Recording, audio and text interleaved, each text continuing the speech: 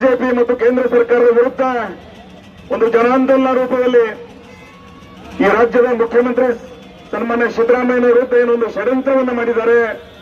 ಅವರ ಹೆಸರಿಗೆ ಒಂದು ಕಪ್ಪು ಚುಕ್ಕಿ ತರ್ತಕ್ಕಂಥ ಒಂದು ಪ್ರಯತ್ನವನ್ನು ಮಾಡಿದ್ದಾರೆ. ಇಡೀ ರಾಜ್ಯ ಇದನ್ನು ಸೂಕ್ಷ್ಮವಾಗಿ ಗಮನಿಸ್ತಾ ಇದೆ. ಈ ರಾಜ್ಯದ ರಾಜಕಾರಣವನ್ನು ಇತಿಹಾಸಬಲ್ಲವರು ಸಿದ್ದರಾಮಯ್ಯನವರು ಆಗಸ್ಟ್ 17 ನಿನ್ನೆಗೆ 40 ವರ್ಷ ಅವರು ಮಂತ್ರಿಗಳಾಗಿ, ವಿರೋಧ ಪಕ್ಷದ ನಾಯಕರಾಗಿ, ಹಣಕಾಸಿನ ಸಚಿವರಾಗಿ, ಮುಖ್ಯಮಂತ್ರಿಗಳಾಗಿ ಅನೇಕ ಹುದ್ದೆಗಳನ್ನು ಬಹಳ ಜವಾಬ್ದಾರಿತವಾಗಿ ಲೋಹಿಯಾ ಅವರ ಸಮಾಜವಾದಿ ಸಿದ್ಧಾಂತದ ಮೇಲೆ ಈ ರಾಜ್ಯದ ರಾಜಕಾರಣವನ್ನ ಸರ್ವ ಸಮುದಾಯಗಳ ಪ್ರೀತಿಯನ್ನ ವಿಶೇಷವಾಗಿ ಬಡವರಿಗೆ ಅನೇಕ ಭಾಗ್ಯಗಳನ್ನು ಕೊಟ್ಟಿರ್ತಕ್ಕಂಥ ಸರ್ದಾರ ಈ ರಾಜ್ಯ ಕಂಡರಿರುವಂತಹ ಶೋಷಿತ ವರ್ಗದವರಿಗೆ ಧ್ವನಿ ಇಲ್ಲದವರಿಗೆ ಧ್ವನಿಯಾಗಿ ಈ ರಾಜ್ಯವನ್ನು ಸುರಕ್ಷೆ ನಾಡನ್ನು ಕಟ್ಟಿರ್ತಕ್ಕಂಥ